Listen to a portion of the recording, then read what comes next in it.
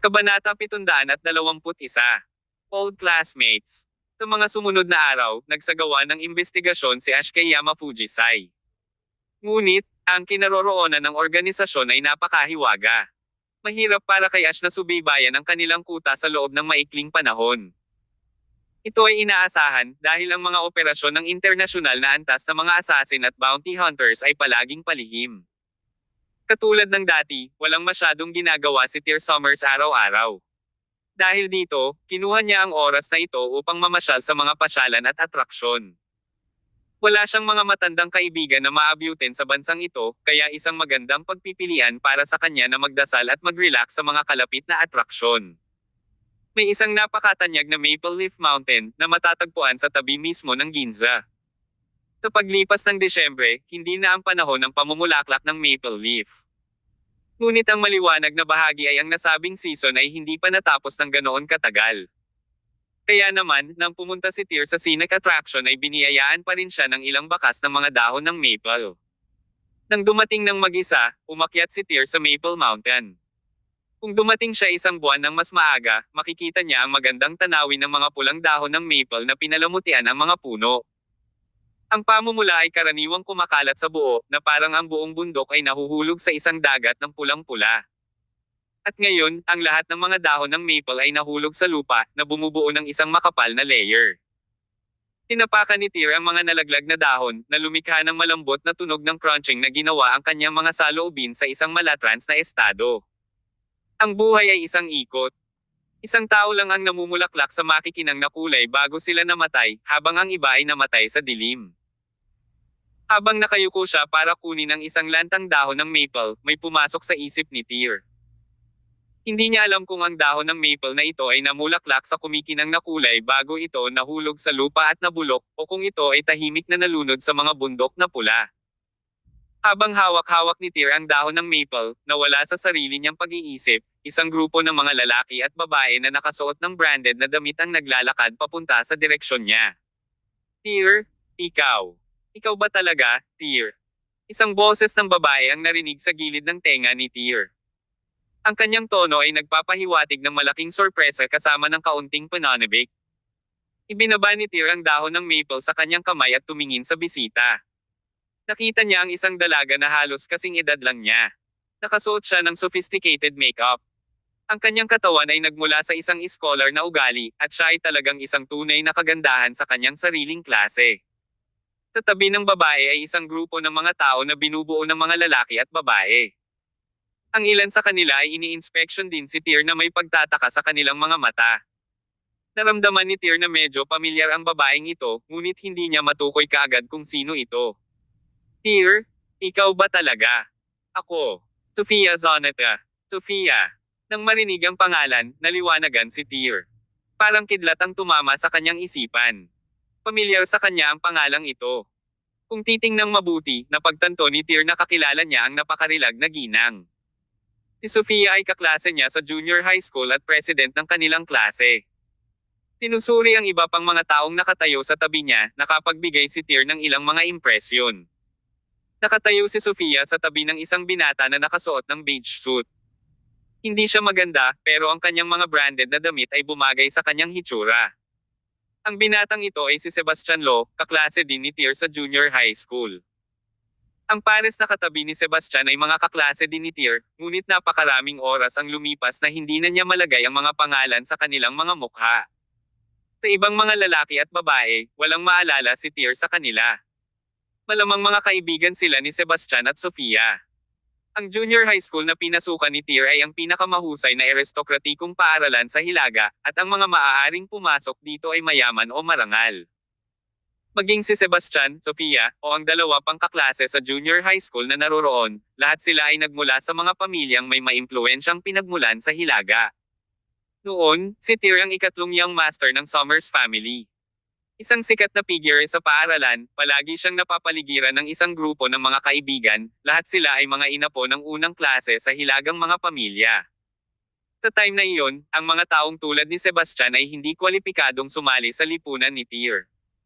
Si Sofia naman, talagang madalas siyang nakikipag-interact kay Tyr. Si Sofia ang class president ng klase nila. Hindi lang siya gwapo at mahusay sa akademya, nanggaling din siya sa isang kilalang family. So, that time, marami ang nagchichismisan kung paano naging match made in heaven sina Tyr at Sofia. Noon, maganda ang relasyon ng dalawa, ngunit ang mga chismis na nagpapahiwatig na ang dalawa ay isang bagay ay hindi totoo. Marahil, naging interesado nga si Sofia kay Tyr, ngunit alam niya ang agwat sa pagitan ng kanilang katayuan sa lipunan. Ipinantasya niya ang isang araw na maging asawa ni Tyr kapag lumaki na sila, ngunit ito ay isang panaginip lamang. Si Tyr naman, kaibigan lang ang tingin niya kay Sofia at walang ibang intensyon dito. Nang maglaon, si Tyr ay sumailalim sa isang matinding pagbabago sa loob ng kanyang pamilya. Siya ay pinalaya sa pamilyang Summers bago siya nagtapos ng junior high school. Pagkatapos noon, wala na siyang contact sa mga dati niyang kaklase at kaibigan. Hindi ko akalain na makakasundo ko kayo dito, sabi ni Tyr. Dahil nakilala niya ang mga dati niyang kaklase dito, medyo kinilig si Tyr. Sa bagay, dati naman ay maayos ang pakikitungo niya sa mga kaklase tulad ni Sofia.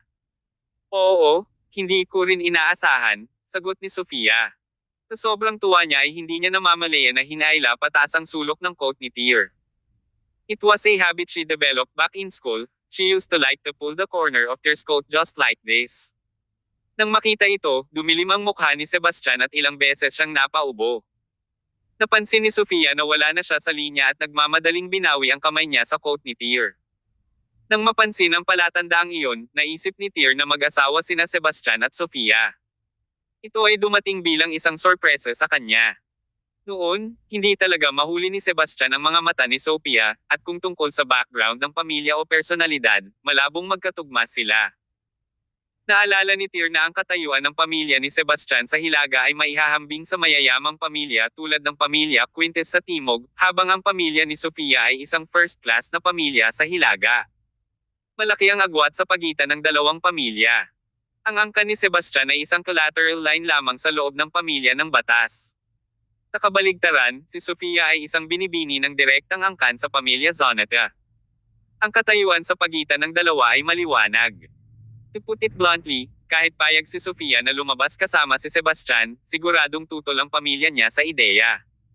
Pero bakit ngayon si Sofia ang nakasama ni Sebastian? Kahit maraming tanong sa puso ni Tyr ay wala siyang ganang magtanong. Hindi siya yung tipo ng tao na mahilig magchismis. Isa pa, mahigit 10 taon na ang lumipas, maraming bagay ang dapat na nagbago. Tyr, noon, nabalitaan ko na pinalayas ka sa pamilya Summers at napunta sa lansangan. Kamusta ka na? Kabanata 722.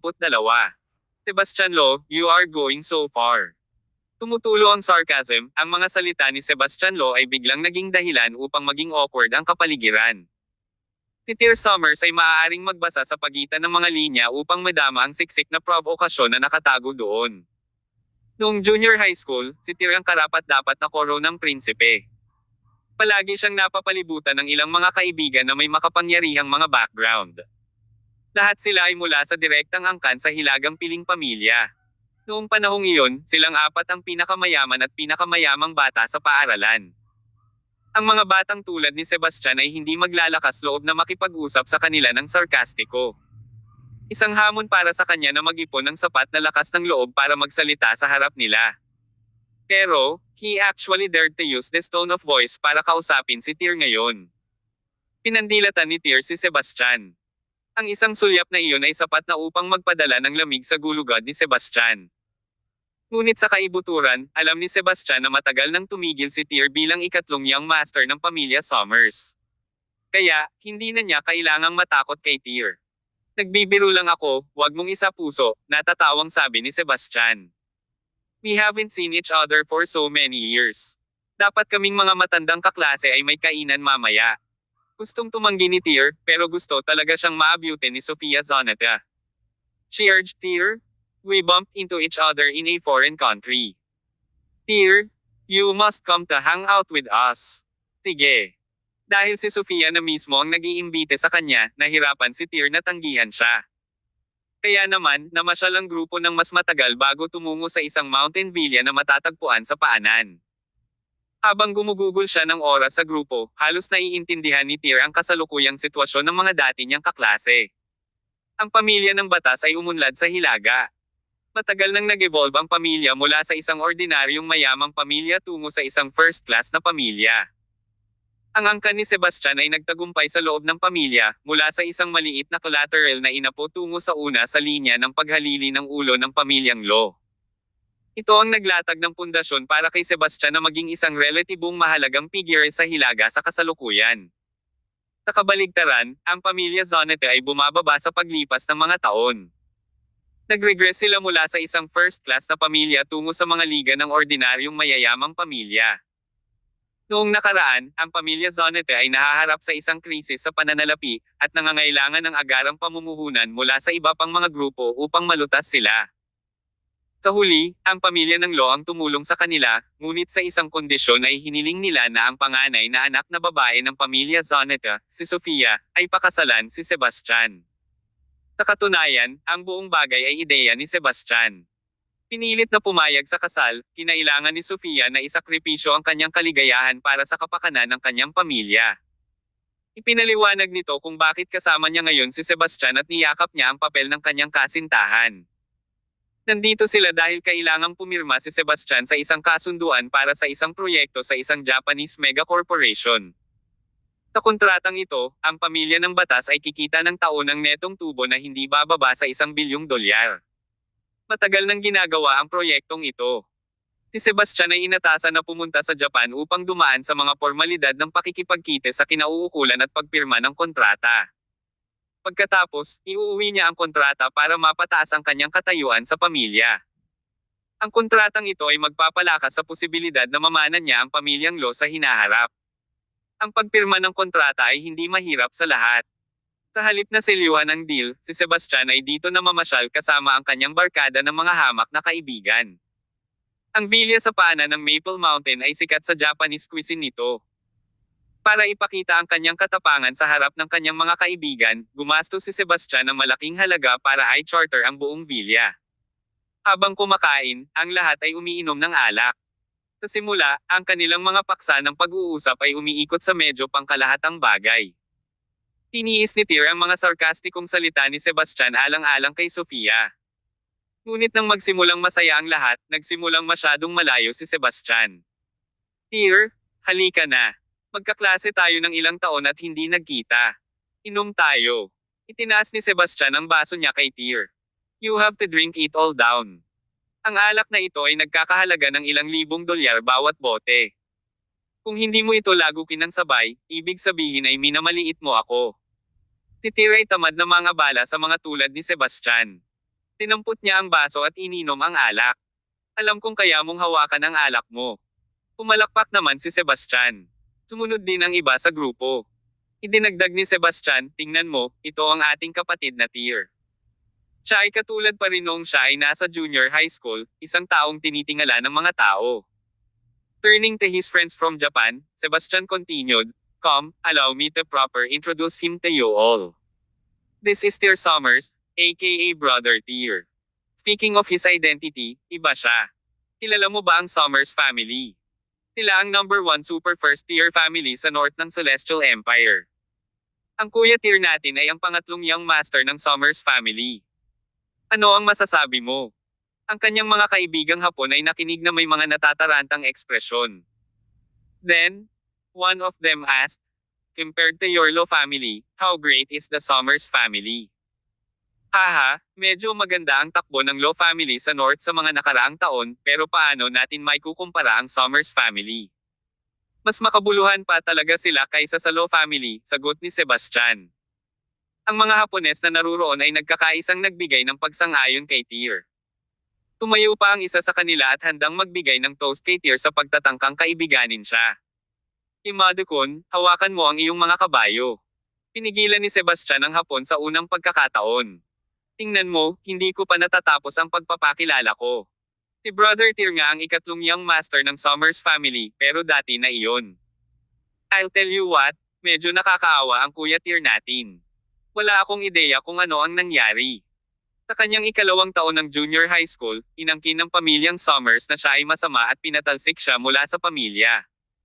Simula noon, hindi na siya ang pangatlong young master ng Summers family. Isa siyang asong gala. Haha, balita ko naging pulubi pa siya ng ilang taon. Puno ng panunuya ang sinabi ni Sebastian. Hindi na siya kayang pakinggan pa ni Sofia, Sebastian. Tama na. Dahil doon, nagngangalit si Sebastian. Ano ito, Sofia? May feelings ka pa ba kay Tyr? Don't forget, you are my fiancé now. At saka, nagsasabi ako ng totoo. Bakit hindi ako makapagsalita ng totoo ngayon? Dahil sa sitwasyon ng kanyang pamilya, hindi nang ahas si Sofia na makipaglaban kay Sebastian. Ang tanging nagawa niya ay lumingon kay Tyr at humingi ng tawad. Tyr, huwag mong isapuso. Lasing siya.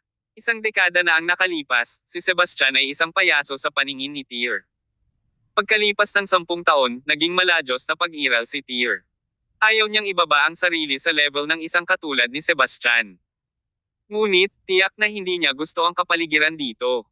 Pumunta lang siya dito dahil sa kaunting respeto niya kay Sofia, at para makasabay sa pagkain ang mga dati niyang kaklase. Ngayon, tila hindi na kailangan iyon.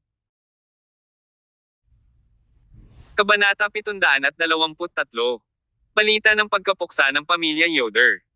Nang makita ni Sebastian Lo na hindi siya sinaway ni Tyr Summers, naisip niya na natatakot si Tyr sa kanya. Ipinagpalagay ni Sebastian na maaaring naging mahirap ang buhay para kay Tyr sa paglipas ng mga taon. Nasiyahan siya sa pakiramdam ng pagtapak sa dating mataas at makapangyarihang pangatlong young master ng pamilya Summers. Gustong-gusto niyang ipahid sa mukha niya ang kamalasan ni Tyr. Tyr, dapat hindi ka tinatrato ng buhay sa paglipas ng mga taon. Kung mahirap para sa iyo, bakit hindi ka lumapit sa akin?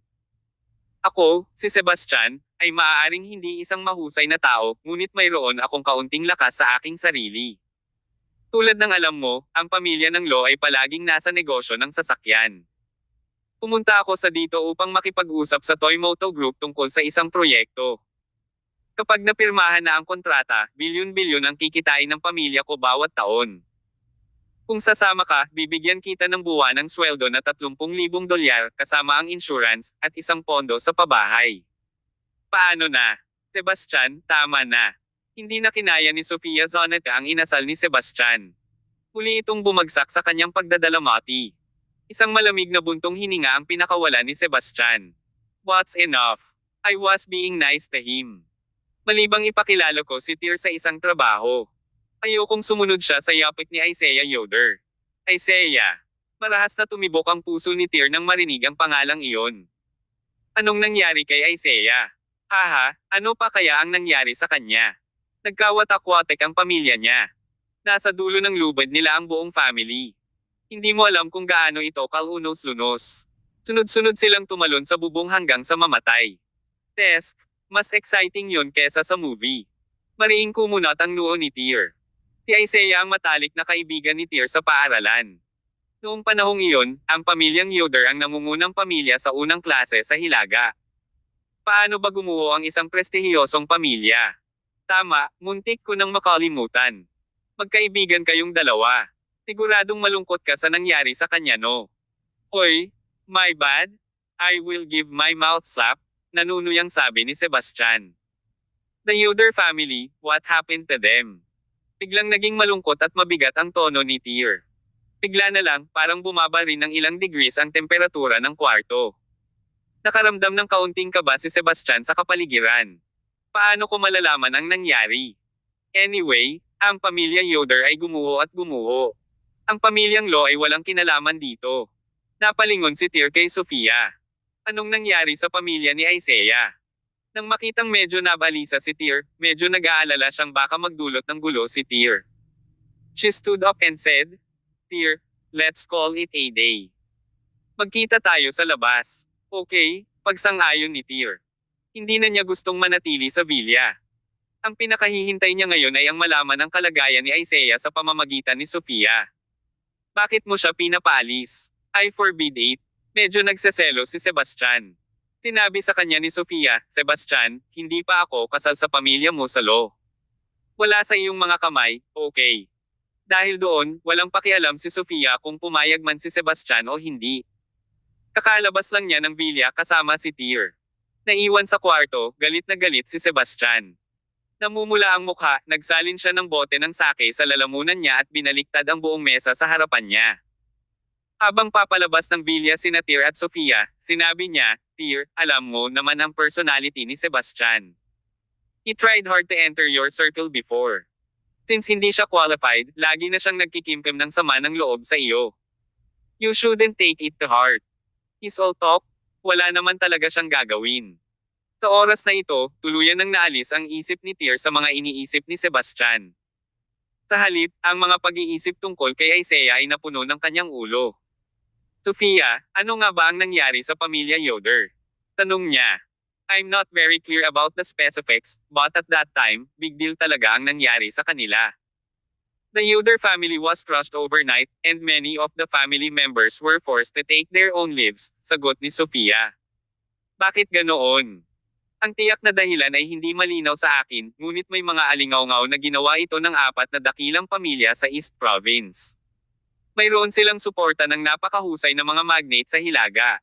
Gumamit ang mga pamilya ng lahat ng uri ng malupit na paraan para lansagin ang pamilya Yoder. Pagkatapos, kinuha nila ang negosyo ng pamilya Yoder at pinilit ang marami sa mga miyembro ng pamilya sa kanilang kamatayan. Yung 4 na dakilang angkan ng East Province. Bahagyang kumunat ang noo ni Tyr. Noon, ang pamilyang Yoder ang pinakamalaki sa East Province. Ang 4 na dakilang angkan na sinasabi mo, hindi ba sila kaakibat na pamilya sa ilalim ng pamilyang Yoder? Yup, pagkumpirma ni Sofia na tumango. Speaking of which, ang pagkamatay ng pamilya Yoder ay dahil sa pag-aalsa ng 4 na dakilang pamilya. Kaya sa ngayon, wala ng super first-class magnate Yoder family sa East Province, kundi 4 na lang ang top first-class magnate na pamilya. Kailan nangyari? Mahigit 1 taon na, halos 2 taon na, sagot ni Sofia. Ano naman? Paano si Isaiah? Hindi ko alam. Umiling si Sofia. Sa mga miyembro ng pamilyang Yoder na namatay noong panahong iyon, si Isaiah ay wala kahit saan. Marahil siya ay nakatakas, o marahil siya ay namatay, ngunit walang natagpuan ang kanyang katawan. Habang binibigkas niya ang mga katagang iyon, naramdaman ni Tyr na tinutusok ng karayom ang kanyang puso. Si Isaiah ang childhood friend ni Tyr. Lagi silang close. Nang mapatalsik si Tyr sa kanyang pamilya, walang awa na naglabas ng nakamamatay na utos ang old mistress of the Summers family na bawal tulungan ang buong Hilaga kay Tyr. Dahil dito lahat ng school bodies ni Tyr ay tumalikod sa kanya. Para sa kapakanan ng kanilang mga pamilya, walang nang ahas na itago siya o bigyan siya ng kamay. Si Isaiah lang ang nakahanap kay Tyr at naglalayong tulungan siya sa mahihirap na panahon. Balak pa niyang gumala kasama si Tyr, ngunit kalaunan ay nahuli siya ng kanyang pamilya at pinilit na bumalik. Kahit na ano, ang tingin talaga ni Isaiah kay Tyr ay mabuting kaibigan at mabuting kapatid, sa kabila ng pagiging teenager nila noon. Agad na lumitaw ang mukha ni Isaiah sa isip ni Tyr. Ano man ang oras, palagi siyang nagsusuot ng maaraw na ekspresyon, mukhang gwapo, at may ngiti sa kanyang mukha. Mahirap isipin kung gaano siya kadesperado, lalo na nang maranasan niya ang pagkawasak ng kanyang pamilya, na sinundan ng pagkamatay ng kanyang mga mahal sa buhay, ng sunod-sunod. Ano ito? Hindi na napigilan ni Tyr ang emosyon sa puso niya at nagmura. Mukha siyang demonyo, at ang kanyang katawan ay naglabas pa ng isang makapal na mamamatay tao na aura. Dahil sa takot sa kanyang hitsura, nagmamadaling sinigaw ni Sofia ang kanyang pangalan. Pumalik sa katinoan si Tyr. Sabi ni Sofia, Tyr, huwag mo nang isipin ang nangyari kay Isaiah. It has been more than a year. It's a foregone conclusion, there's nothing you can do about it. Tama, ano ang pinagdaanan mo nitong mga nakaraang taon, Tyr? Ano ang iyong ikinabubuhay? Kinalma ni Tyr ang sarili. Sagot niya, nang makikout ako sa Summers family, medyo miserable ang panahon ko noong una. Pagkatapos, maswerte ako at nakilala ko ang isang mabait na lalaki na nagdala sa akin sa ibang bansa. Ngayon, nagtatrabaho ako sa isang maliit na negosyo dito. Kabanata 724. Huwag bumalik sa Hilaga. Hindi sinabi ni Tyr Summers kay Sofia Zeneta ang kanyang kwento. Sa halip, saglit siyang nagsalita tungkol dito, at maliit na usapan. Makalipas ang mahigit 1 dekada mula noong huli silang nagkita, nabawasan ang nararamdaman ni Sofia para kay Tyr kahit medyo kinakabahan pa rin itong makita siya. Hindi siya nagtanong ng masyadong maraming tanong at sa halip ay ibinigay kay Tyr ang kanyang business card at sinabing, kung may problema ka, o kailangan mo ng anumang tulong pinansyal, tawagan mo lang ako. Mukha siyang ordinaryo na may murang fashion sa kanyang katawan. Kung tutuusin, hindi naman siya fan ng branded goods. Marahil ito ang nagbunsod kay Sofia na ipagpalagay na si Tyr ay hindi masyadong maganda sa buhay at gusto niyang tulungan siya sa anumang paraan na magagawa niya. Nakangiting tinanggap ni Tyr ang card ni Sofia at sinabing, "Magaling ako sa pananalapi, ngunit malapit na akong bumalik sa Celestial Empire. Dapat tayong magkita ulit." With that, tumalikod na siya at umalis. Nagulat si Sofia sa nawawalang silhouette ni Tyr. Sa wakas ay inipon niya ang kanyang lakas ng loob at tinawag si Tyr bago ito pumasok sa kanyang sasakyan. "Anong meron?" Lumingon si Tyr at tumingin kay Sofia na may matamis na ngiti. "Alam mo, kalimutan mo na." Marami siyang gustong sabihin kay Tyr ngunit hindi niya alam kung paano at saan magsisimula. "Huwag kang bumalik sa Hilaga." Iyon lang ang nasabi niya. Ngumiti ito sa kanya at pumasok sa sasakyan, naiwan siyang mag-isa. After all these years, gusto pa rin ni Sofia si Tyr. Kung tutuusin, siya ang first love niya. Hindi niya alam kung gaano siya nalungkot nang itaboy siya ng sarili niyang pamilya. Naisipan pa niyang tulungan si Tyr gamit ang impluwensya at kapangyarihan ng kanyang pamilya. Pero, teenager pa lang siya noon. Wala siyang magagawa, gaano man niya kagusto. Maganda ang ibig niyang sabihin nang sabihin niya kay Tyr na huwag nang bumalik sa norte. Isa pa, gusto niyang umalis siya sa mga gawain ng pamilya Yoder dahil hindi ito magiging maganda para sa kanya. Ang apat na pangunahing gentries ng East Province ay nasa kanilang pinakamataas na ngayon, at kung sila ay magkakaisa sa kanilang mga sarili, maaari silang makipagbuno sa mga super gentries sa Hilaga. Ito ay isang nakamamatay na hakbang para kay Tyr na pukawin ang mga henyo ng East Province. Gayunpaman, hindi alam ni Sofia na lubusang nasakop ni Tyr ang Timog. Paano siya matatakot sa sinasabing makapangyarihang mga henyo ng East Province? Sa halip na sundan ang plano niyang tingnan ang mga pasyalan sa lungsod, nadama ni Tyr na kailangan niya ng ilang oras para magpalamig at maalala ang kanyang mga iniisip. Naisip niya na nilinang niya ang isang matatag at di natitinag na puso pagkatapos ng lahat ng mga bagay na kanyang pinagdaanan, na kayang harapin ang pinakamasamang mga kalamidad ng may pinakamahinahon na pag-iisip. Gayunpaman, ito ay imposible, na hindi nagtagal ay malalaman ni Tyr pagkatapos bumalik sa Celestial Empire. Lahat ng iba ay may kanilang kahinaan, ang kanilang Achilles heel. Para sa mga tinatawag na walang pakialam at walang pag-asa na mga tao, sandali na lamang bago nila harapin ang mga bagay na lubos na magpapakilo sa kanilang mga kaluluwa. Halatang nakagapos si Tyr ngayon. Malaki ang ibig sabihin ni Isaiah Yoder kay Tyr, katulad ng kung paano siya sina Winifred at Blair Zia. Bilang tagapagmana ng pamilya Yoder, ipinanganak si Isaiah na may pilak na kutsara sa kanyang bibig at may magandang kinabukasan na naghihintay sa kanya. Pagkatapos ng lahat, ang pamilya Yoder ay desenteng makapangyarihan sa Hilaga noon. Nagalit at nadismaya si Tyr sa nangyari sa pamilya Yoder at lalo siyang nakaramdam ng hinanakit nang maalala niya kung paano sinira ng 4 na henero ng East Province ang pamilya Yoder. Maganda rin ang pakikitungo ng mga Yoder sa 4 na mga henero. Napabuntong hininga si Tyr at bumulong, bakit ang daming masasama sa mundong ito? Noong una, gusto lang niyang bayaran ang kanyang mga utang sa pagbabalik ng pamilyang Summer sa Hilaga. Ngayon, siya ay may isa pang dahilan upang bumalik. Upang ipaghiganti ang pamilya Yoder sa East Province. Bago siya makarating sa kanyang bilya ay tumawag si Ash, may importanteng bagay daw siyang dapat pag-usapan kay Tyr. Hinihintay na ni Ash si Tyr pagdating niya. May problema ba, Chief? Agad namang napansin ni Ash ang malalim na pagkunot ng noo ni Tyr at nagyayelong kilos. Met a few old friends while I was out just now, sagot ni Tyr. Iyon ay isang hindi masayang pangyayari, hindi ba? Napabuntong hininga si Tyr, nalaman ko sa kanila na inuusig ng pamilya ng isang napakabuting kaibigan ko. Nangyari yon. Nagulat si Ash. Nagkibit balikat si Tyr. I will be going back soon, and then it's time for me to track those responsible down. Ilang saglit lang ay kinalma ni Tyr ang nagngangalit na emosyon. Sa sandaling bumalik siya sa kanyang pagiging matatag, tinanong niya, kung gayon, ano ang mahalagang bagay na iyong pinag-uusapan? Nakakita ako ng ilang intel sa Yamafujisai. Ginawa mo? Nagliwanag ang mga bisperas ni Tyr. Anong nahanap mo? Bueno, pinuno.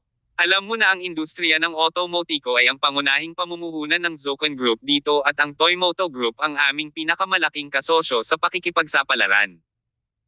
Kamakailan, kasali kami sa isang malaking proyekto kasama ang Toymoto Group, at nagkaroon ako ng pagkakataon na makilala ang batang chairman ng grupong si Ishida na nagkataon na siya rin ang nangangasiwa sa buong proyekto. Alam nila na hinahanap namin si Yamafuji-sai. Ishida contacted me just an hour ago saying that Yamafuji-sai are looking for trouble. He wanted our help. Anong nangyari? Tanong ni Tear. Umiling si Ash. I am not sure. Ishida was very serious and would only tell us the details when we met. Coincidentally, there is a gala dinner tonight for this very project. I mentioned at the Toymoto Group. Why don't we go? Dagdag pa, ito rin ang aming pakikipagsapalaran. Kailangan nating makihalubilo at kilalanin din ang ating mga kasosyo sa negosyo. Na nangangahulugan na ikaw ang aktwal na boss sa likod ng proyekto, tama ba? Tanong ni Tear. Ay, hindi. Ikaw, Chief. Tutal, ang Zuken Group ay bahagi ng Regal Palace, di ba? Ngumiti si Ash. Sa pagbanggit sa pakikipagsapalaran sa Toymoto Group, may naalala si Tear ng iba. Kabanata 725. Nagkita tayong muli. Dumating si Sebastian Lo sa Japan upang makakuha ng pakikipagsosyo sa Toymoto Group para sa batas. Ito na kaya ang mismong proyektong itinakda nila? Tanong ni Tear Summers, mapagkakatiwalaan ba si Ishida? Definitely. Hindi ito ang unang beses na nakatrabaho ko siya. Mapagkakatiwalaan siya. Tumango si Ash bilang tugon. Maya-maya, tumungo na sila para sa gala dinner. Ginanap ito sa isang marangyang resort sa tabi ng kabundukan na may maraming mga high-profile na tao mula sa negosyo at industriya ng automotive. Maging ang iba't ibang pinuno ng industriya ng sasakyan ng mga bansa sa ibang bansa ay nagpadala ng kanilang mga kinatawan. Kilalang kilala kung gaano kapakipakinabang ang kasalukuyang proyekto ng Toymoto Group. Ang mga kumpanyang nakakuha ng mga karapatang kumitawan sa Toymoto Group sa kani-kanilang bansa ay nanindigang kumita ng hindi bababa sa $1 bilyong na tubo taon-taon. Ang mga alingaw-ngaw ay nagsabi na ang isang mahusay na takong kumpanya sa likod ng napakalaking paggasta ng Toymoto Group, at lahat ng ebidensya ay nagtuturo sa Zuken Group bilang kumpanyang iyon. Ang mga kakayahan sa pananalapi ng Zuken Group ay nagmula sa Regal Palace, na marahil ang pinakamayamang organisasyon sa buong mundo sa kasalukuyan. Pagpasok sa banquet hall, nakikita sila ng mga tao sa lahat ng dako. Isang masikip na bulwagan dahil dumating na ang karamihan sa mga bisita. Nakita ni Ash ang ilan sa kanyang mga kaibigan at pumunta siya para kumustahin. Hindi ginawa ni Tear. Hindi siya interesadong makihalubilo. Palagi niyang iniisip ang kanyang sarili na medyo kulang sa kahulugan ng negosyo at mas gusto niyang hayaan ang kanyang mga kaibigan na alam ang mga paraan na mag-asikaso ng mga bagay-bagay. Humingi siya ng isang baso ng alak at naghanap ng mauupuan mag-isa. Sa hindi kalayuan ay isang grupo ng mga tao ang malalim na nag-uusap. Tama si Tear. Nandito si Sebastian upang talakayin ang proyekto na sinusuportahan ng Zuken Group kasama ang Toymoto Group. Kasalukuyang nagyayabang ang lalaking pinag-uusapan sa kanyang mga kaibigan, tingnan mo kung gaano kagarbo ang gala na ito. Si Ishida, ang batang chairman ng Toymoto Group, ang nasa likod ng lahat, at tanging ang mga tinitingalang tao ng industriya ng sasakyan ang iniimbitahan. Hindi ba ito kamangha-mangha? Yes, it is. Sinimulan na siyang lagyan ng butter ng kanyang mga kaibigan. Kahanga-hanga rin ang pamilya mo, Sebastian. Paano mo nakuha ang mga karapatang kumitawan sa Toymoto Group sa Celestial Empire? Well, it was never in doubt. Ang kita ng $1 bilyong ay sandali lang, matapang na sabi ni Sebastian. Buong tiwala ko na madodoble ko man lang ang kita kung ako ang kukuha sa proyekto sa hinaharap. Ikaw ay hindi ka panipaniwala, Sebastian. Siyempre ako. Itinaas niya ang kanyang baso ng alak at sinabi, halika, aking mga kaibigan, tamasahin natin ang ilan sa mamahaling alak na ito. Walang ibang naramdaman si Sofia Zeneto kundi ang pagkasuklam na makita ang garapal na pag-angat ni Sebastian sa kanyang sarili. Kung hindi dahil sa kahirapan na kinakaharap ng kanyang pamilya at sa kanilang agarang pangangailangan ng pera, hinding-hindi makakasama si Sofia sa isang haltak na tulad ni Sebastian.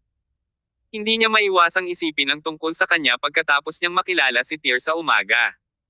Paano kung iba na ang mga pangyayari noon? Kung hindi pinalaya si Tear at hindi dumaan ang pamilya niya sa kapahamakan na kinakaharap nila ngayon, magkakasama kaya sila ngayon? Kung tutuusin, kilala sila bilang perfect match noong school. Marahil, sa isang paralel na mundo. Ngumiti ng mapait si Sofia. Sebastian, hindi mo ba naisip na ang proyektong ito ay medyo mapangahas, kahit na may kakayahan ang Toymoto Group? Ang proyekto ay nagkakahalaga ng hindi bababa sa 10-10 bilyong dolyar. Saan nila nakuha ang pera? Sumagot si Sebastian, hindi ako lubos na sigurado tungkol sa mga detalye, ngunit ayon sa ilang balita sa Tagaloob, ang Toymoto Group ay nakahanap ng isang pambihirang mamumuhunan, na nagbigay sa kanila ng higit sa 10 bilyong dolyar na halaga ng kapital. Sa perang iyon, nagawa nilang simulan. Ang mga ito ay garantisadong babalik ng ilang beses na mas malaki kung ang pakikipagsapalaran ay matagumpay. Sa katotohanan, ang mga alingaw-ngaw ay medyo pinalaki dahil ang Toymoto Group ay gumamit lamang ng higit sa 10 bilyong dolyar upang simulan ang proyekto. Habang ang Zuken Group ang pinakamalaking mamumuhunan, nag-ambag lamang sila ng 5 hanggang 6 na bilyong dolyar sa halip na 10-10 bilyong dolyar na bilang tulad ng sabi-sabi. Bagaman, ang pahayag tungkol sa mga pagbabalik ng ilang beses na mas malaki ay totoo. Bago ang bawat pamumuhunan, ang Regal Palace ay may pangkat ng mga eksperto at espesyalista na sinusuri ang mga panganib at pagbabalik. Ito ay pinamumunuan ng isa sa sariling 5 Heavenly Kings Jim Zabanskay ng Regal Palace. Noong nakaraan, noong nagplano ang Zuken Group na mamuhunan sa pakikipagsapalaran ng Toymoto Group, inutusan ni Ash ang koponan ni Jim na magsagawa ng napakadetalyadong pagsusuri ng mga panganib at pagbabalik. Sa conclusion, ito ay lubos na kumikita na may napakababang pusta. Kung mas maraming pera ang inilagay nila, mas mabuti ito. Nagtataka ako kung sino ang mamumuhunan na iyon, na nagbibigay ng napakaraming pera sa Toymoto Group bilang kapital. Wala akong ideya. Umiling si Sebastian. Pero sa palagay ko dadalo sila sa gala dinner ngayon. Gusto kong malaman kung sino sila at baka makausap sila. With such a fine intelligent gentleman like you, maybe they will come up to you instead. If you can convince them to support the Lo family, it is only a matter of time before you become one of the super gentries in the north. Gusto kong isipin na posible iyon. Sabi ni Sebastian. Naiinis naman si Sofia matapos marinig ang patuloy na pagyayabang ni Sebastian. Hindi niya moari kung saan nagmula ang kanyang namamayagpag na kawakuhan at nakaramdam ng labis na kahihiyan na makasama siya at ang kanyang mga kaibigan. Sa kagustuhang umalis sa nakakainip na gala dinner na ito sa lalong madaling panahon, tumingin siya sa paligid para sa isang tahimik na lugar na mauupuan nang makita niya sa gilid ng kanyang mga mata si Tyr. Tyr! Nagulat siya nang makita si Tyr. Walang pag-aalinlangan, lumapit ito sa kanya. Masaya akong makita ka dito, Tyr. Hindi nabigla si Tyr sa presensya ni Sofia nang tama niyang hinuhusgahan ang dahilan ng pagdating ni Sebastian sa pagkakataong ito. Makatwiran lang na sumama din si Sofia. Kabanata 726. Paalisin mo siya dito. Pumunta ako kasama ang aking kaibigan para sa ilang libreng pagkain. Nakangiting sagot ni Tyr Summers. Libreng pagkain. Hindi na malaya ni Sofia Zinete na nagbibiro si Tyr. Mukhang hindi maganda ang takbo ng pananalapi nitong mga taon at kinailangan niyang kumain dito at doon. Kailangan mong ipaalam sa akin kung kailangan mo ng tulong, Tyr. Sabi ni Sofia. Nagulat si Tyr. Ano ang nakita niya para isipin niya na kailangan niya ng tulong? Nagmamadaling paliwanag niya, you have it wrong, Sofia.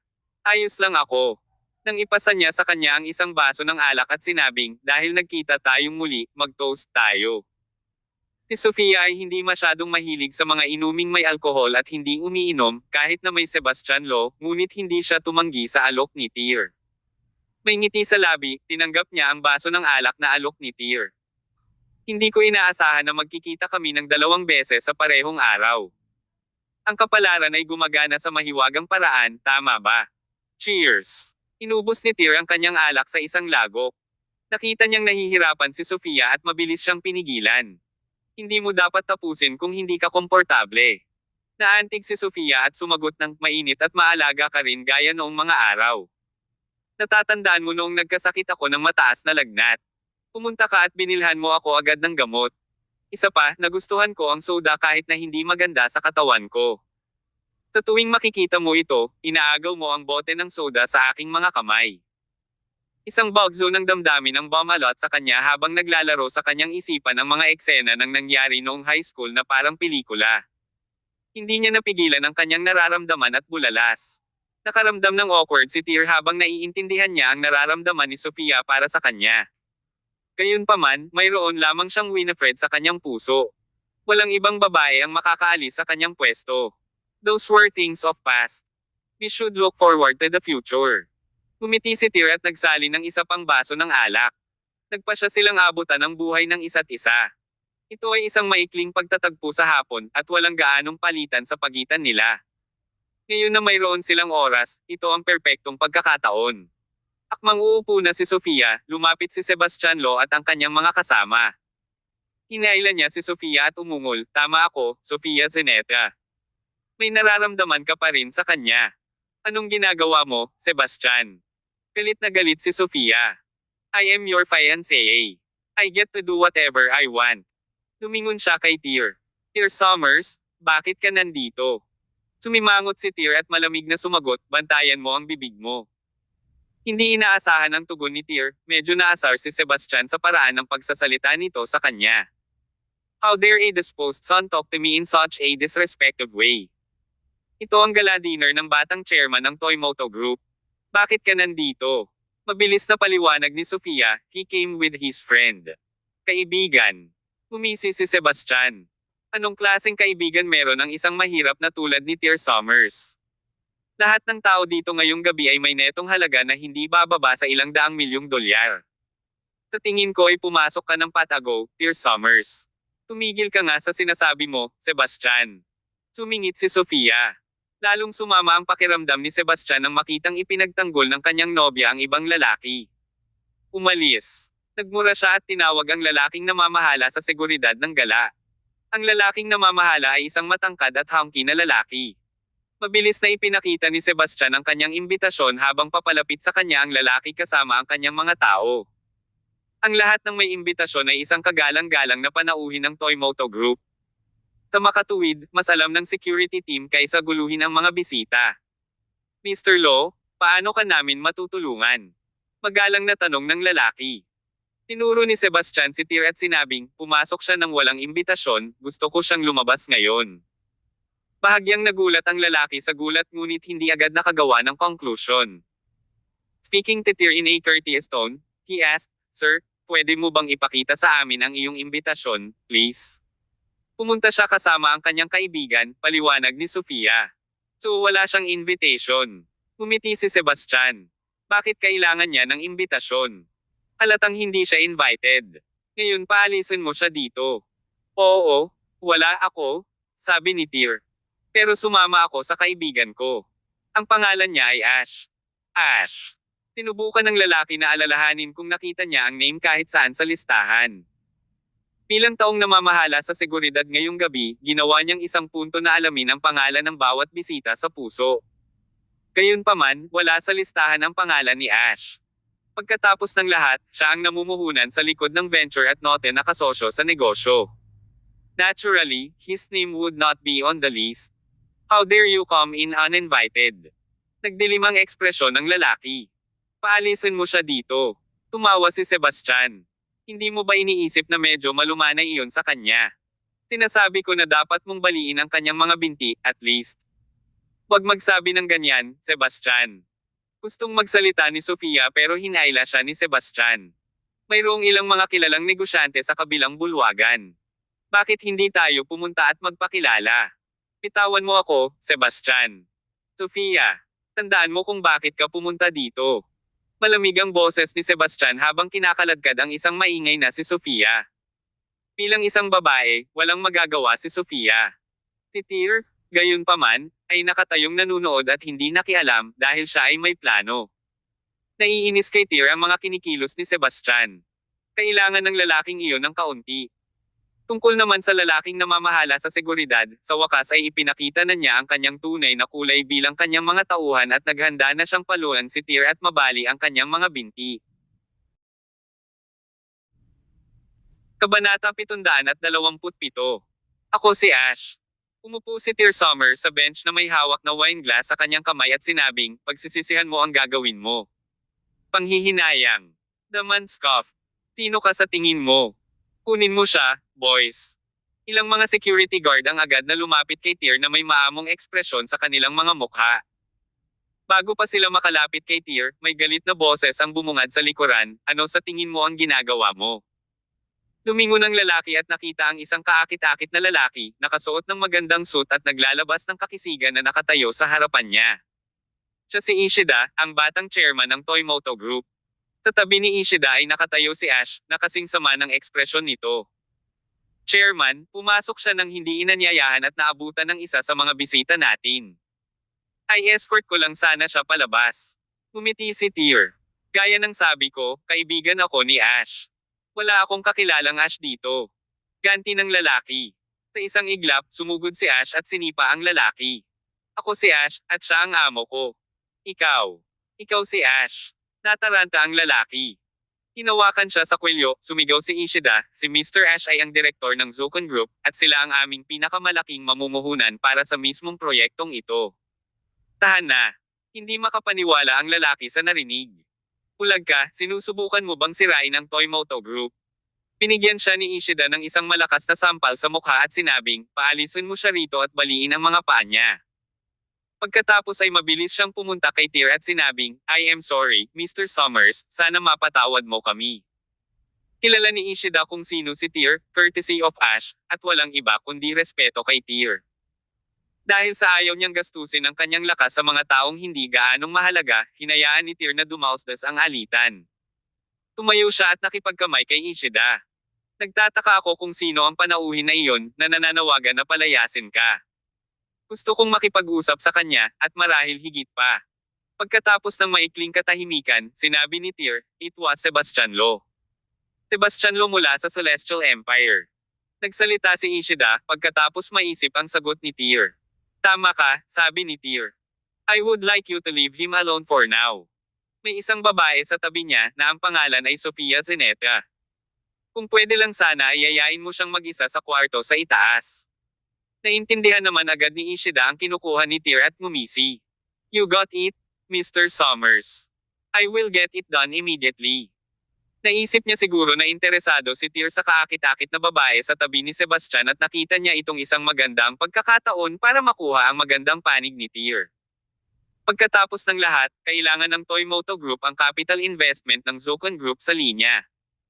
Gayun din, kailangan ni Ishida ang tulong ni Tyr sa mga bagay na kinasasangkutan ni Yamafuji-sai.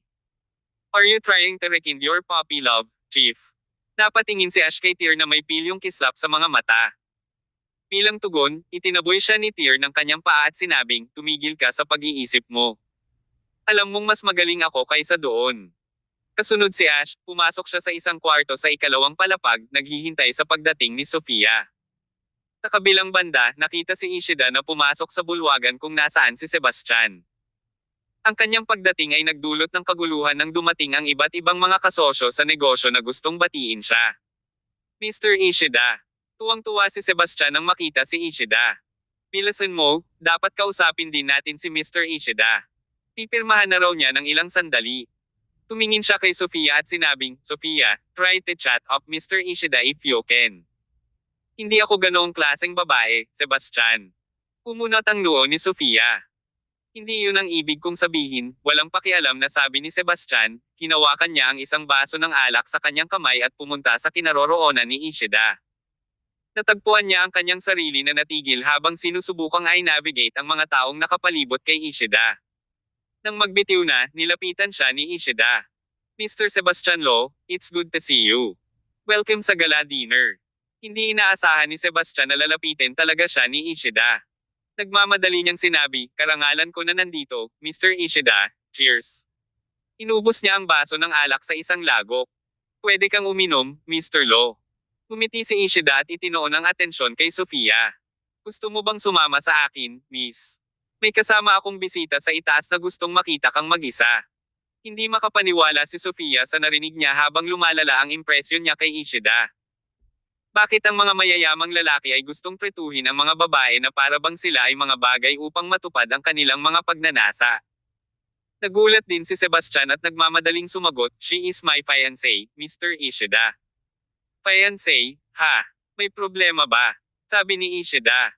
Well. Natagpuan ni Sebastian ang kanyang sarili sa biglang pagkawala ng mga salita. Nagpatuloy si Ishida, ang lalaking gustong makita ang magandang babae na ito ay ang may-ari ng kumpanyang namumuhunan ng malaki sa Toymoto Group. Kung kaya mo siyang pasayahin, Miss, I believe we can provide the Law family with more business opportunities. Ito ang tawag. Seryoso ka ba? Namangha si Sebastian nang pumasok ang isip niya sa overdrive mode. Ilang sandali lang ang nakalipas nang ipagmalaki niya kung gaano kahanga-hanga ang tao sa likod ng pakikipagsapalaran. Ngayon, gusto niyang makilala siya. Magandang balita ito para kay Sebastian. Bakit hindi mo siya bisitahin, Sofia? Nagalit si Sofia. Who do you think I am, Sebastian? Nag-aalala rin si Sebastian at hinayla si Sofia sa isang tabi. This is a great opportunity. We cannot lose this one, Sofia. It's just a chat, don't worry.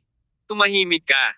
Nakaramdam ng labis na kahihiyan si Sofia sa sinabi ni Sebastian at likas siyang sinampal sa mukha. Kabanata 728.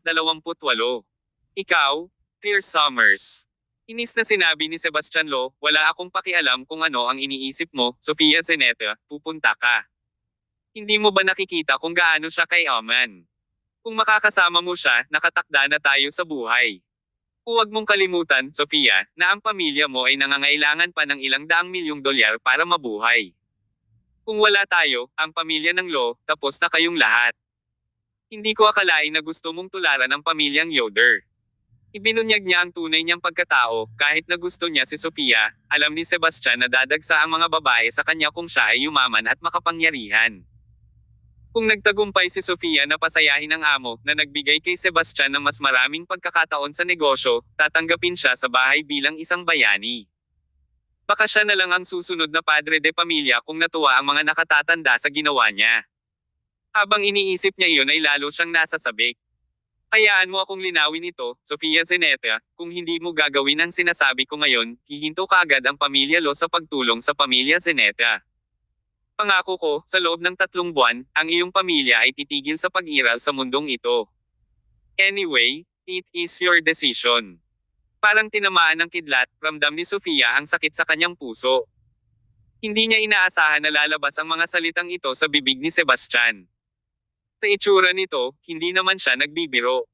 Walang magawa at balisa si Sofia sa mga pangyayari. Alam niya na kapag sinundan niya si Ishida sa itaas para salubungin ang bisitang iyon, malamang na makakatagpo siya ng masasamang bagay sa susunod. Bilang isang babaeng walang dunges na mahal ang sarili, hinding-hindi papayag si Sofia na mapunta sa ganoong sitwasyon. Gayunpaman, kung pipiliin niyang hindi pumunta, ang kanyang pamilya ay patungo sa kapahamakan. Sa pag-alala kung paano napilitan ang pamilya Yoder sa bingit ng desperasyon at isa-isang pinatay ang mga miyembro nito, hindi napigilan ni Sofia na makaramdam ng panginginig sa kanyang gulugod. Hindi niya makikita ang kanyang pamilya na dumaan sa parehong masama. Sa wakas, wala siyang choice kundi sumunod. Nagsimulang tumulo ang mga luha sa kanyang mga mata nang sabihin niyang, sige, pupunta ako. Ngumiti ng mali siya si Sebastian. Iyan ang paraan. Kahit anong tingin mo, ito ay mabuti para sa ating pamilya. Bakit hindi ka masaya? Lumapit siya kay Ishida at sinabing, Mr. Ishida, pwede munang isama ang mga kasama ko, ang ibig kong sabihin ay ang kaibigan ko para makita ang bisita mo. Di pwede. Sige. Well, maraming salamat. Tinapik ni Ishida ang balikat ni Sebastian na may ngiti sa labi. Sa puso niya, wala siyang naramdaman kundi pagkasuklem. Ito ay isang pahirap na lakad para kay Sofia habang siya ay patungo sa silid. Bawat hakbang papalapit ay nangangahulugan na malapit na siya sa kanyang wakas. He is right here. You may enter now. Inakay ni Ishida si Sofia sa kinaroroonan ni Tyr at iniwan siyang mag-isa pagkabukas ng pinto. Huminga ng malalim si Sofia. Walang laman ang isip niya habang tinutulak ang pinto. Para sa kanyang pamilya, wala siyang choice kundi ang sumama. Ang unang hakbang papasok ay nangangahulugan na wala na siyang ibang mapupuntahan. May plano pa nga siya. Kapag naalis na ang kanyang pamilya sa anumang panganib, magpapakamatay siya para itaguyod ang kanyang karangalan. Tyr, kung may kabilang buhay. Subconsciously, lumitaw si Tyr sa kanyang mga iniisip. Umiling siya at pinilit ang sarili na kumawala dito. Nandito ka. Natigilan siya nang marinig ang boses sa kwarto. Ikaw pala, Tyr. Hindi siya makapaniwala kung sino ang nakita niya. Bakit hindi? Napatingin si Tyr kay Sofia na may ngiti sa labi. Medyo nahihilo si Sofia na para bang pilit na binaligtad ang kanyang pangunawa sa mundo. Ang taong akala niya ay magpapahamak sa kanya ng tuluyan ay si Tyr pala, ang lalaking minahal niya ng husto. Namumula ang mga pisngi niya dahil sa mabilis na pagtibok ng puso niya. Isang bagay o dalawa ang naintindihan ni Tyr sa reaksyon ni Sofia ngunit hindi niya ito isinasa puso. Kung tutuusin, si Winifred lang ang nasa paningin niya ngayon at magpakailanman. Halika at maupo ka na. Tinapik ni Tyr ang couch sa tabi niya at nilagyan ng tubig si Sofia. Umupo siya at para pakalmayan ang nerbiyos niya. Sa bandang huli, nagsalita siya na nagtataka kay Tyr sa kanyang boses, hindi ko inaasahan na ikaw ang nasa likod ng pamumuhunan sa pakikipagsapalaran ng Toymoto Group, Tyr. Technically speaking, hindi ako ang amo. Kaibigan ko. Ngumiti si Tyr. Ash. Tama na. Nagpatuloy ang Tyr, hiniram ko ang identity niya para makausap ka. Bilang kaibigan, gusto kong makita mo kung ano ang nangyayari. At ano ito? Tell me, why are you engaged to Sebastian Lo? Tanong ni Tyr. Nagdilim ang ekspresyon ni Sofia nang mabanggit ang bagay na iyon. Siya ay prangka kay Tyr habang sinabi niya, ang aking pamilya ay nasa panganib sa pananalapi at nangangailangan ng ilang daang milyong dolyar upang maibalik ang mga bagay. Sa ngayon, ang pamilya lang ng Lo ang sumasang-ayon na tulungan kami sa kondisyon na pakasalan ko si Sebastian. I see. Tumango si Tyr at nagtanong, gusto mo? Not at all. Sofia had nothing but hatred for Sebastian now. Siya ay nakakatakot. Buti na lang at andito ka ngayon. Kung ibang tao, malamang meron na ako. Nangingilid ang luha sa kanyang mga mata habang nagpatuloy, I am her fiancé. Am her fiancé. How could he treat me like this, all for a business contract? Kabanata 729. Isang $500 million check. Sofia Zeneto was on the verge of breaking down as Tyr Summers fast said, you shouldn't feel sad. Leave him if you have no feelings for him. Pero ang pamilya ko. Relax, matutulungan kita. Naglabas si Tyr ng cheque na inihanda niya kanina at ibinigay kay Sofia. Babalik ako sa norte sa lalong madaling panahon. Tawagan mo ako tuwing kailangan mo ng tulong. Gayun din, anuman ang mga problemang kinakaharap ng iyong pamilya, maaari at tutulungan kita. Ito ay isang $500 milyong na cheque. Isaalang-alang ito ng isang pautang. Mababayaran mo ako kapag ligtas na ang pamilya mo sa gulo. Ano? Nawala ng masabi si Sofia. Tumingin siya sa kanya nang walang iba kundi ang pagtataka. $500 milyong. Malaking pera iyon. High school mate lang sila. Bakit siya naglagay ng napakaraming tulong sa kanya? Tyr, hindi ito okay. Bakit hindi? Bago makapagsalita si Sofia, pilit na inilagay ni Tyr ang cheque sa kanyang mga kamay at sinabing, magkaibigan tayo, at tungkulin kong tulungan ka. Huwag kang mag-alala tungkol dito. At saka, pinapahiram lang kita ng pera. Ngunit, no buts, Sofia. Natatakot ka ba na isa itong blankong cheque? Tingnan mo, nag-invest ako ng hindi bababa sa ilang bilyong dolyar sa bagong pakikipagsapalaran ng Toymoto Group. Sa tingin mo ba ay malaking halaga para sa akin ang $500 milyong? Sandali. Akala ko ba kaibigan mo ang nasa likod nito? Tanong ni Sofia. Oo, kaibigan ko si Ash, pero empleyado ko rin siya. Kaya ako daw ang tao sa likod ng lahat. Ngumiti si Tyr. Nagulat si Sofia. Pakiramdam niya ay nagbibiro siya. Ilang oras lang ang nakalipas, inalok niya ang kanyang tulong kay Tyr kung kailanganin niya ito, hindi niya napagtanto na talagang higit siya sa kanyang liga. Tiningnan ni Tyr ang blankong ekspresyon ni Sofia at sinabing, kunin mo na lang. Nakita mo na sa wakas kung sino talaga si Sebastian Lo. Kahit sumunod ka, ang pamilya mo ay patungo pa rin sa pagkalipol, masasabi kong sigurado. Ang pamilya ng Lo ay hindi tunay sa kanilang intensyon na tulungan ka sa lahat. Tinanggap ni Sofia ang cheque ni Tyr. Wala siyang choice ngayon. Salamat, Tyr. Sa muli nating pagbangon, babayaran ko ang bawat sentimong ipinahiram mo sa akin nang may interes. So, ano ang ginagawa mo nitong mga taon? Lahat. Ngumiti si Tyr. Everything that earns me money. If I remember correctly, the Lo family was a rather irrelevant force back then. What brought about their meteoric rise? Sumagot si Sofia, wala akong masyadong alam sa mga detalye, pero nabalitaan ko na may kinalaman ito sa 4 na major gentries ng East Province. May mga sabi-sabi na ang pamilya ng Lo ay kanilang serf. The 4 major gentries. Naikuyom ni Tyr ang kanyang mga kamao. Ang mga taong nagtaksil sa pamilya Yoder. Tyr, I strongly suggest you quit messing with the four major gentries of East Province. With the backing of the super prominent gentries of the North, they are now in their heyday. You cannot win the fight. Umiling si Tyr. Babalik ako para sa pamilya ko, hindi sa mga Yoder. Summers. Nagulat si Sofia. Paano kaya magkakaroon ng pagkakataon si Tyr na harapin ang pamilyang Summers? Ilang dekada na ang nakalilipas, sila ay isa ng napakakilalang henyo sa Hilaga. Kinilala sila bilang ang pinakamakapangyarihang gentry sa Hilaga sa kanilang mabilis na pagtaas sa mga nakaraang taon. Hindi ito magiging maganda para kay Tyr. Tyr, hindi ko akalain. Tama na. Pinutol niya si Sofia. I have my plans, don't worry. I will have Ash arrange for you to drop off to the airport. You should cut all ties with Sebastian. Wala na ang kontrata na pinuntahan niya dito. Kung pipiliin mong manatili, ikaw ay nasa malaking panganib. Tulad ng sinabi ko kanina, kung kailangan ng pamilya mo ng tulong, tawagan mo ako. That is if you trust me. Of course, if you don't, wala na akong magagawa. It is your decision now. Ayan. Pwede ka nang umalis. Medyo nawala ng ulirat si Sofia. Tumayo siya, tumalikod, at naglakad patungo sa pintuan. Nang malapit na siya sa pinto, sa wakas ay nagkaroon siya ng lakas ng loob at tumalikod. May pamilya ka ba, Tyr? Sagot ni Tyr na may ngiti sa labi, ako, oo naman. Ang aking anak na babae ay 6 na taong gulang, at ang aking asawa ay naghihintay ng isang pares ng kambal. Nakikita ko. Umalis si Sofia na durog ang puso. Pagkaalis niya, inayos ni Tyr si Ash para dumiretso si Sofia sa airport. Nag-aalala siya para sa kaligtasan nito kung magpasya siyang makipaghiwalay kay Sebastian. Bagamat hindi tinanggihan ni Sofia ang kanyang alok, lubos siyang nadismaya kay Sebastian at nais niyang putulin ang lahat ng relasyon sa kanya sa lalong madaling panahon. Para naman sa pamilya niya, nasa ligtas na lugar sila ngayon sa utang na ibinigay ni Tyr. Makalipas ang kalahating oras, pumasok si Ash sa kwarto. Ulalas niya sa pagpasok, sayang. Ano naman?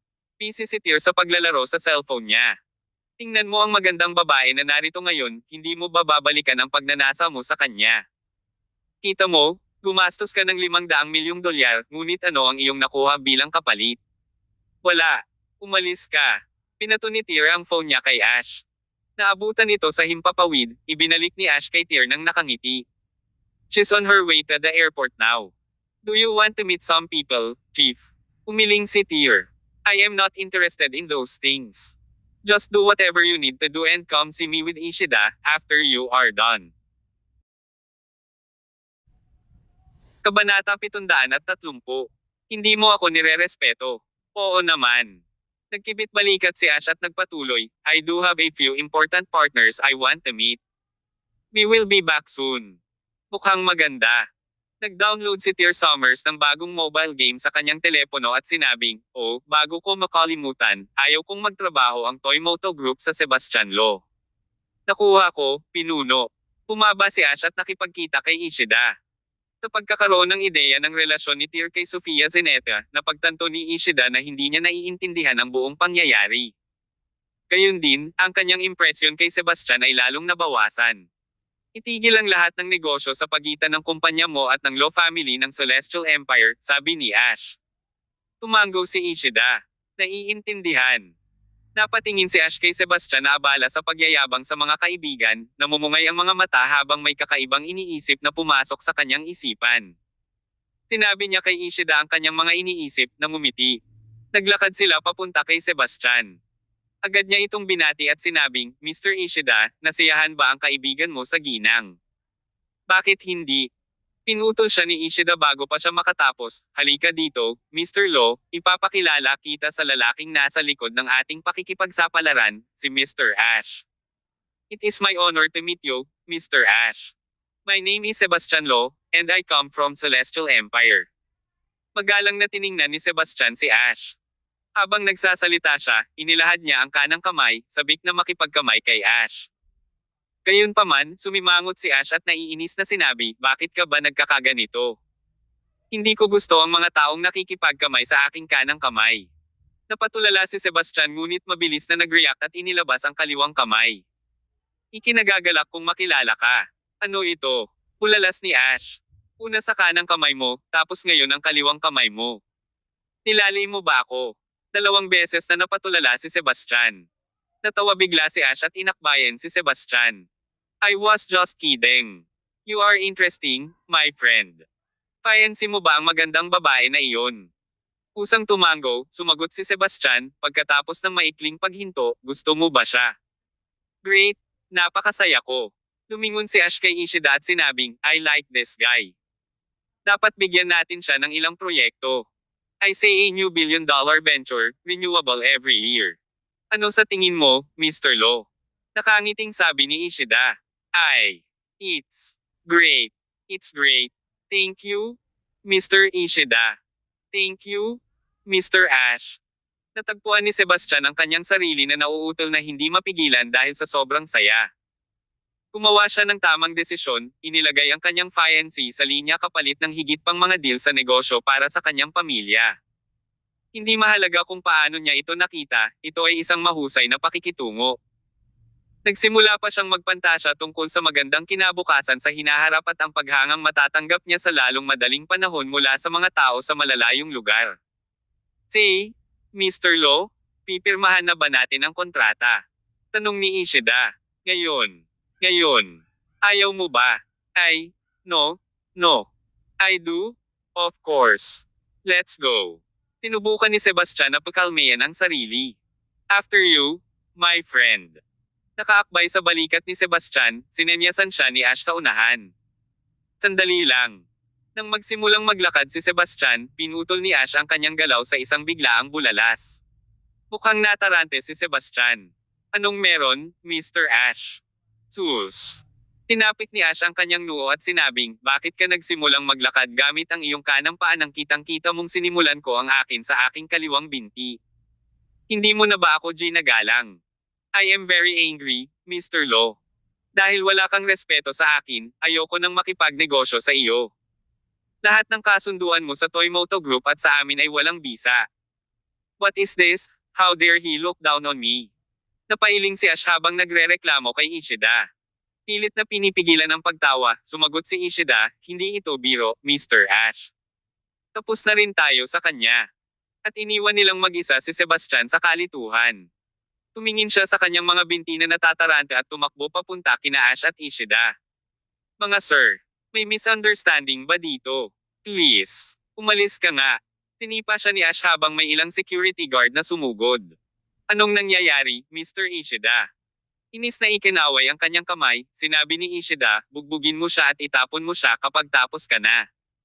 Oo, Ginoo. Umalis sina Ishida at Ash na may mga ngiti sa labi, hindi na pinansin ang pag-iyak ni Sebastian.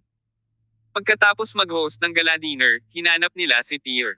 Kasalukuyan siyang nakikipag-usap kina Winifred at Blair Zia sa telepono. Dahil ayaw manghimasok sa kanyang privacy, parehong hinintay nina Ishida at Ash na matapos si Tyr bago pumasok sa kwarto. Tapos ka na ba? Tanong ni Tyr. Oo. Nagpatuloy si Ash, ang dahilan kung bakit tayo pumunta dito ay para hanapin si Yamafujisai. Sinabi mo sa amin na mayroon kang intel sa kanila at kailangan mo ng tulong namin. Ano ang ibig mong sabihin, Ishida? Matapos muling ayusin ang kanyang mga iniisip, nagsalita si Ishida, ang Toymoto Group ay hindi lamang ang kumpanya ng sasakyan dito. Ang aming paglago sa mga nakaraang taon ay nagdulot ng mga mahihirap na panahon para sa aming mga kakumpetensya. Hindi nalilimutan ang aming pinakabagong pakikipagsapalaran, na nagawa naming maakit ang malalaking manlalaro tulad ng Zukon Group upang mamuhunan. Handa na kami para sa paglulunsad, at kapag naging live na ito, makakaapekto ito sa mga kabuhayan ng iba pang gumagawa ng mga kumpanya. Tumango naman sina Tyr at Ash. Sa katunayan, ang pakikipagsapalaran ng Toymoto Group ay makakasira ng ilang mga kumpanya ng automotive sa buong kontinente. Gayunpaman, hindi ito mali, dahil nilalaro ng Toymoto Group ang mga patakaran. Ang tanging paraan para sa mga kakumpetensya nito ay ang mas mahusay na pagbabago at mas epektibong mga diskarte sa negosyo. Hindi masisisi ng isa ang mga kabiguan nito sa tagumpay ng iba.